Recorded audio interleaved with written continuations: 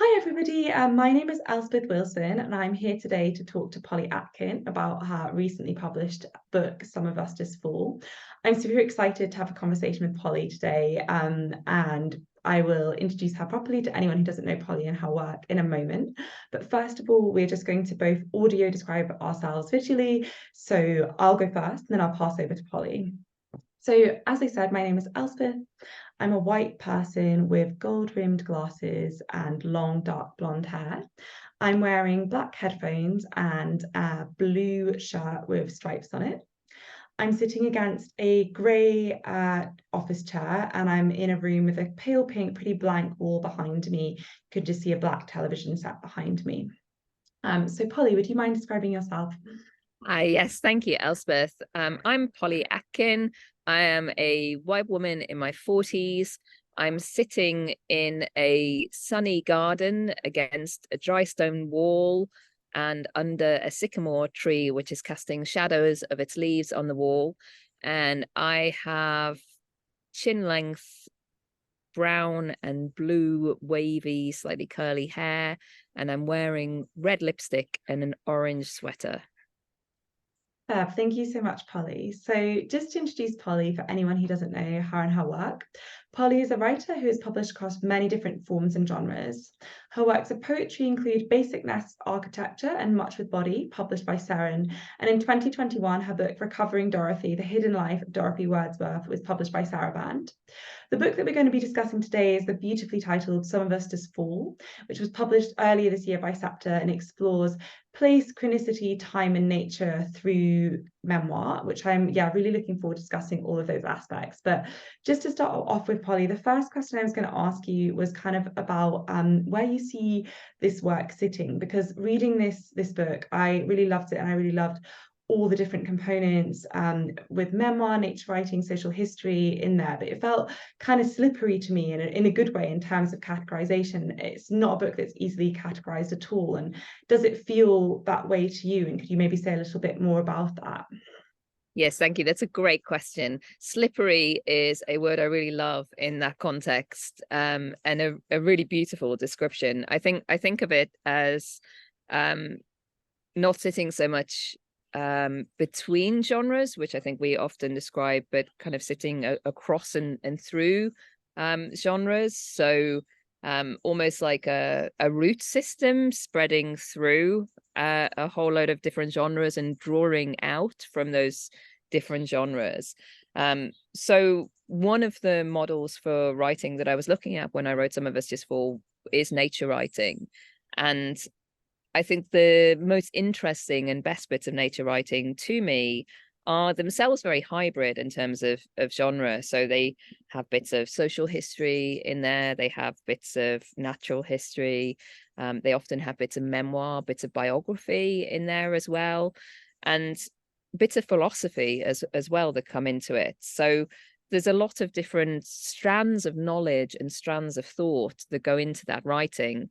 And then because I knew that this wanted to be a book which was a mix of nature writing, kind of nature memoir, which is itself a hybrid genre, nature memoir, and illness writing, pathography, which is a whole other genre as well. I wanted those to kind of meet and meld and then bring in all these other areas of thought which I was interested in too. So by its very nature, I guess I think of it as um a system of interconnected things, almost like a forest, that it's a forest with lots of different things living in there, generating information in different ways.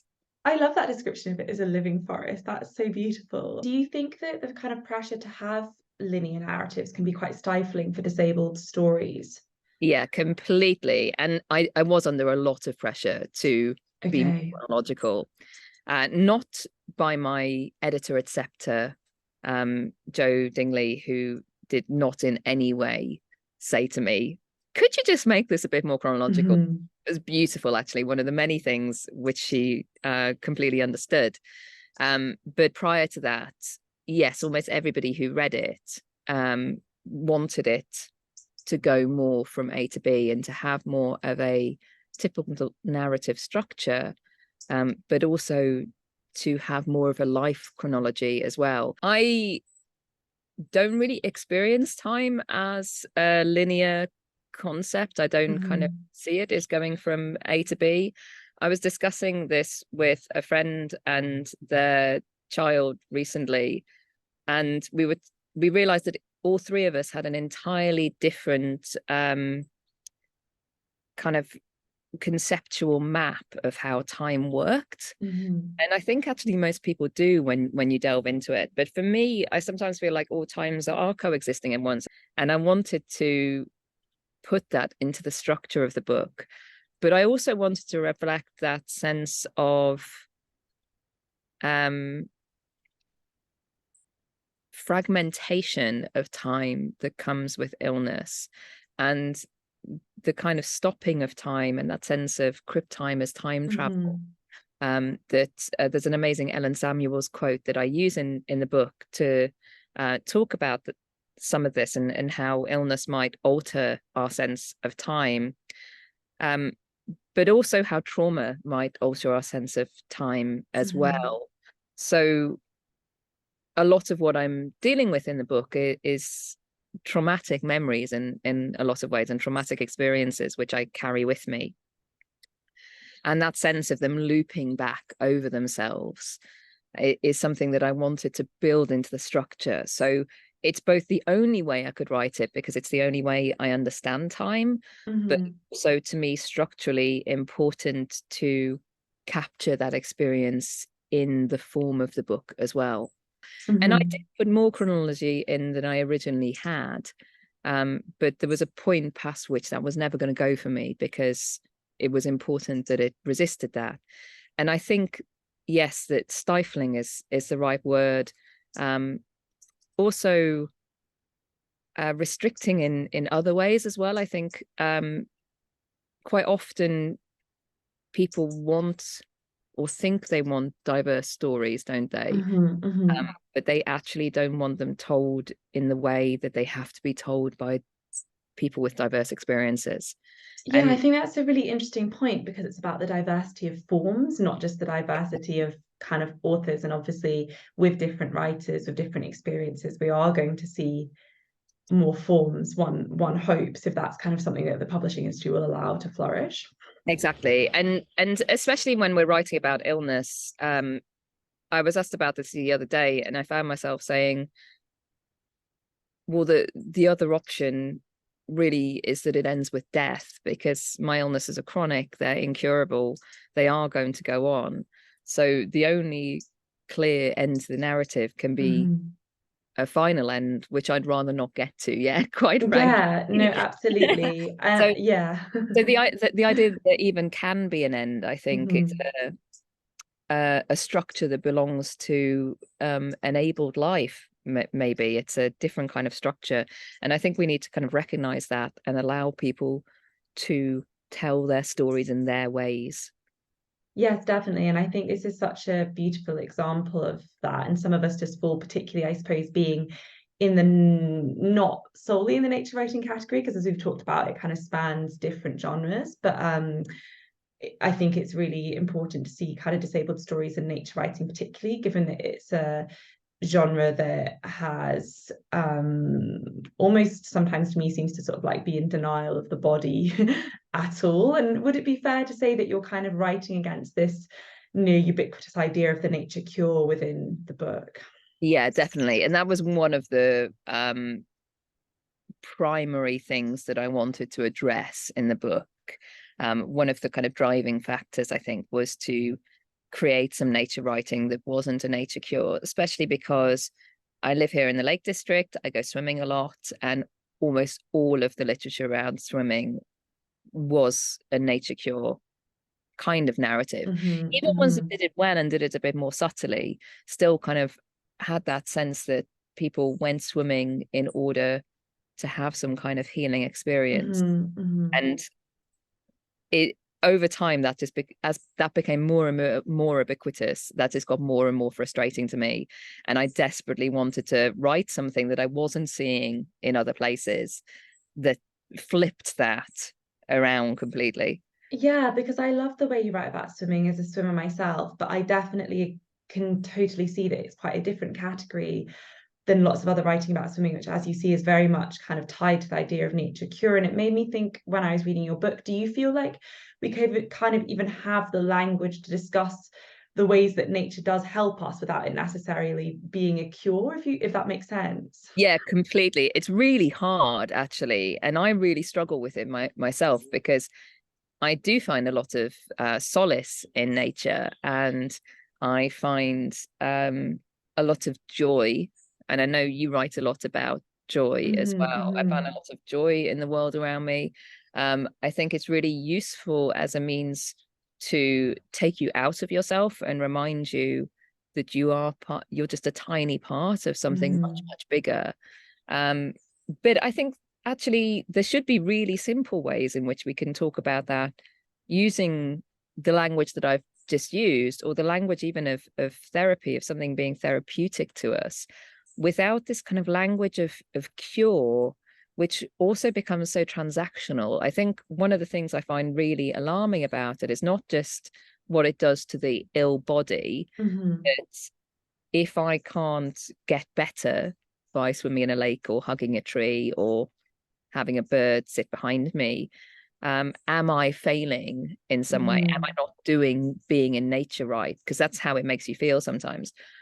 But the thing that worries me more is this kind of feeling that we're going to nature expecting it to do something for us, which I think is so fundamentally wrong and problematic, and so inbuilt into the nature cure, that if we can kind of flip that to think, I can be around things in the natural world and I can gain something from them, but that's kind of incidental, really. I think that's a much better way of looking at it. Yeah, no, that's a really beautiful way of putting it. And I think you kind of talk about that in the book, the sort of inherent violence that lies within the idea of cure. And I guess linked to that, what you said there is kind of, yes, the extractive idea of the nature cure, really, like what is nature doing for us, even as we maybe interact with it in ways that are really bad for other beings, that are bad for, you know, like the environment or whatever it might be. But do you feel like something of that kind of violence that's inherent in the idea of a cure is kind of replicated by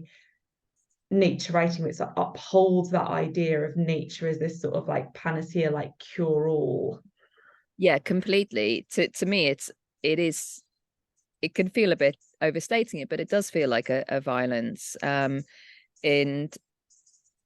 also a very limited way of looking at the relationship between human body minds and non-human body minds as well. So it's both reductive and violent, which is like the worst combination, really, isn't it? we just we just don't want that. Because it also posits the ill body as unnatural as well, which is a really big problem.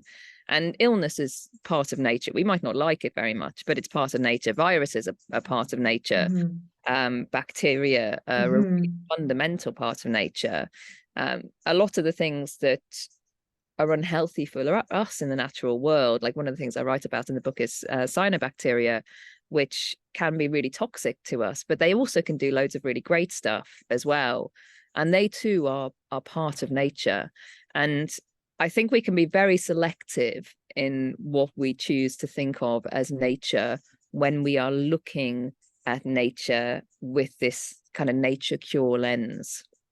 Yeah, I think that's something I loved about Some of Us Just Fall, is how you really problematize the idea of what we think of as quote unquote nature. And I think like writing about things like the cyanobacteria, which was really interesting to me, really shows the ways in which nature writing can, well, and does encompass all aspects of nature. And I think that term unnatural is something that will resonate with quite a lot of disabled and neurodivergent listeners, because I think that's something that is kind of used in a really damaging way as an accusation against disabled people frequently. But of course, as you say, like, you know, there's this idea of the nature cure, it kind of almost can align with these like really toxic kind of positivity, but there's obviously so many different things within nature that are not going to fit into this like narrow range of swimming being able to cure us. For anyone who can't see, there's a black and white cat on Polly's screen.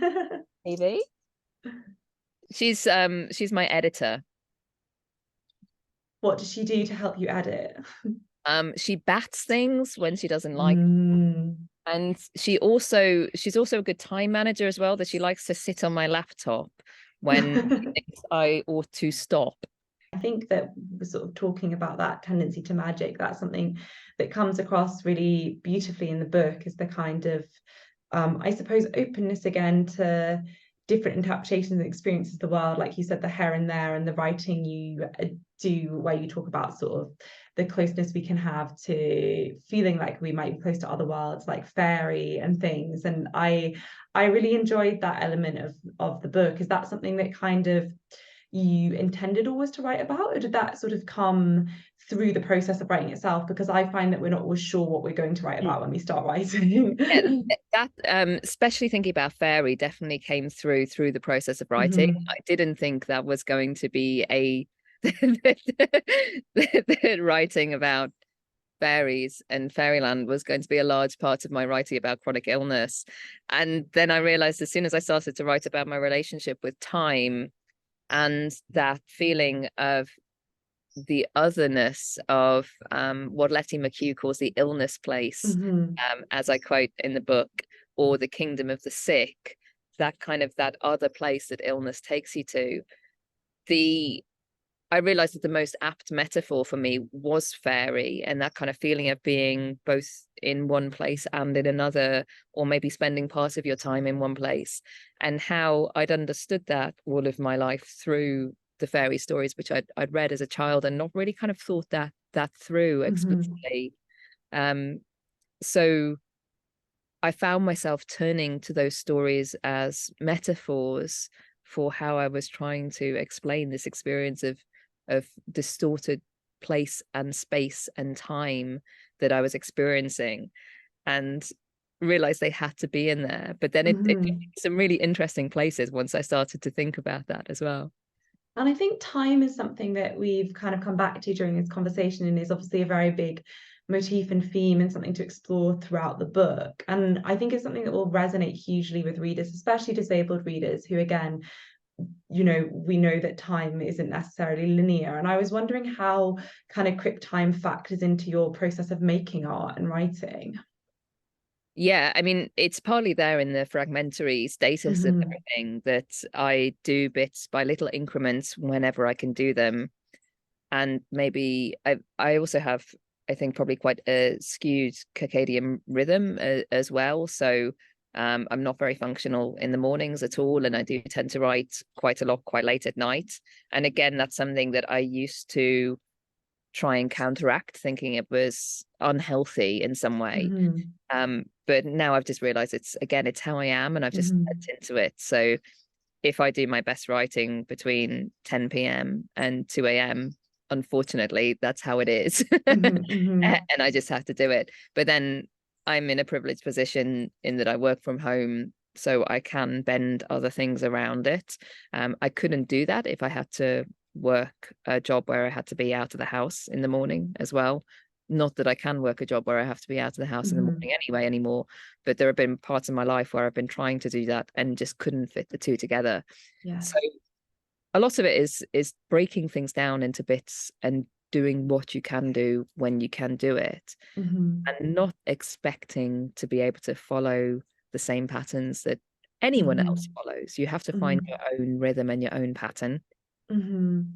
Yeah, that reminds me of one of the things I really loved in the book that you wrote about, is kind of talking about your own life as a kind of tight spiral. And I'm quite interested in the kind of shapes of stories, and like our own stories as well. And obviously we've discussed a little bit how um, there's a pressure to be sort of linear and narrative, which can be quite stifling for disabled stories. And I often think the kind of traditional Western story narrative that's kind of imposed on writers is sort of like an arch with a sort of like starting in one place, going up, and finishing in another place. But I thought this idea of the sort of spiral was really interesting to me, because I think you say it's very tight spiral, because it feels like you never quite come back to that exact same point you were before, but there's repetition. And I was wondering whether that was also a conscious decision within the book, to kind of, rather than saying, okay, here's a theme, let's deal with it in this section, but to kind of deal with the theme a little bit and then go to something else and then return to it in another place, perhaps quite unexpectedly, in a way that's, you know, so interesting as a reader. Yeah, definitely. I would like to say it was absolutely mapped out, but it wasn't. Um, some of it is again down to my kind of writing process that I also realized some years ago that, as well as doing my best writing late at night, I also, if I have a big project, I tend to actually write everything simultaneously. So say I have 8 chapters, I would be writing all of those 8 chapters at once, which is really annoying in lots of different ways. But it's partly because of this kind of simultaneity, I suppose, that I've been trying to describe, that I can't think of how something will operate in one chapter without thinking about how it will recur in another, in a different way, in a different format. And then some of that then is made more consistent, I think, by editing. So it doesn't all happen straight away in the writing process, but the bones of that are there.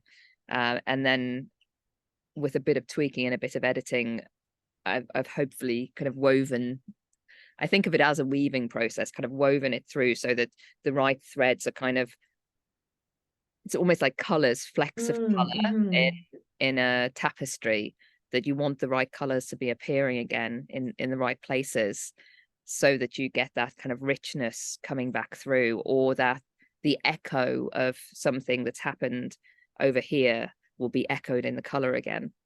That's such a gorgeous way of describing it, and I think that's definitely, I definitely experienced that echo and sort of seeing the different threads. And I think that felt really exciting to me reading your book, because it felt like kind of a different way of presenting thinking, rather than in writing, rather than, you know, perhaps more traditional way of sort of having things in sections. It feels like a sort of, we talked about you writing sort of against the nature cure, and it feels like another way of writing against these sort of binaries, like that kind of form that you have. And I suppose it perhaps also links a little bit to the experience of diagnosis that you talk about, because I think many people imagine diagnosis as a single event, but for you it sounded like there was perhaps an event, you know, an event where it did feel like you finally got this term that, you know, you've been searching for a long time, but really diagnosis is kind of a process. And that is, that kind of, does that resonate with you, how you would see diagnosis? Definitely. And it's entirely ongoing. Like I think I say diagnosis is chronic, and it is, diagnosis is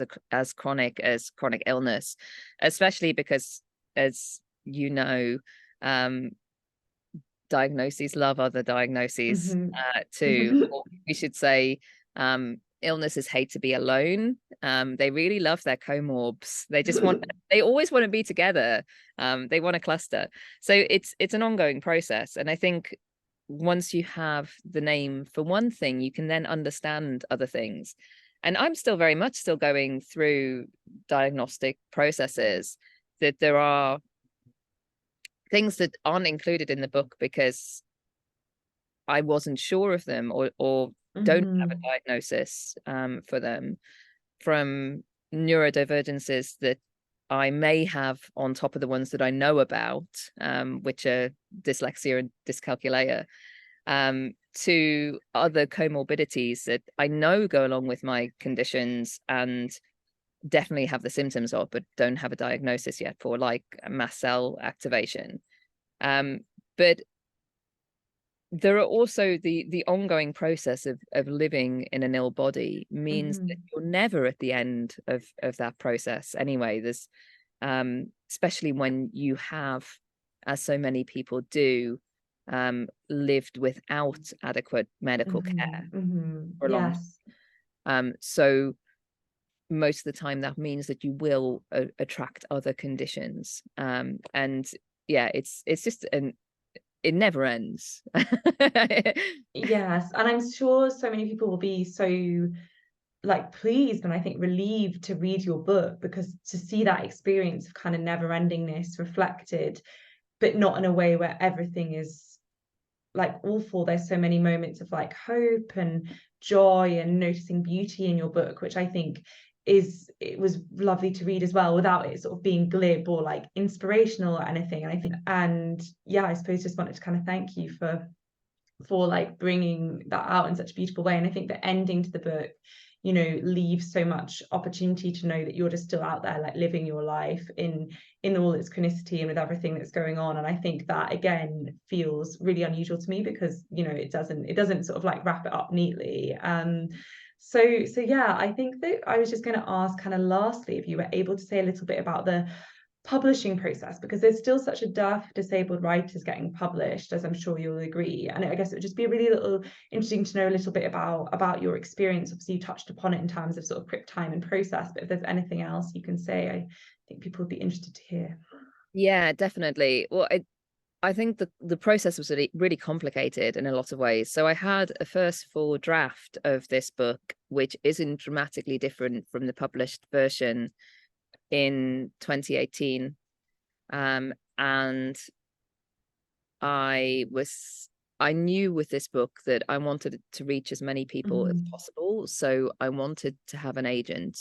I wanted to have an agent to advocate for me and my work, and to make sure that it could reach as many people as possible in ways that I didn't feel that I was able. I spent a lot of time, as I know we've spoken about before, sending work out, sending bits of it out to publications to try and get individual chapters published, sending queries to agents. I got quite a few agents who told me they already had a chronically ill writer, so they couldn't take me on, which was an interesting flex, which I think about quite a lot, considering what 33% of the population pre-pandemic lived with chronic illness. So to have one chronically ill writer and say that's it, that's your quota, is a mood, isn't it? I understand it's on a practical level. Obviously, if you're trying to sell one book, you don't want to be trying to sell another book that's really similar. But if you look at all books about chronic illness and think they're the same because they're about chronic illness, I think that's also a structural problem. And that's what I was finding again and again. Had other people who kind of said, oh, I really love this book, but could you make it more journalistic?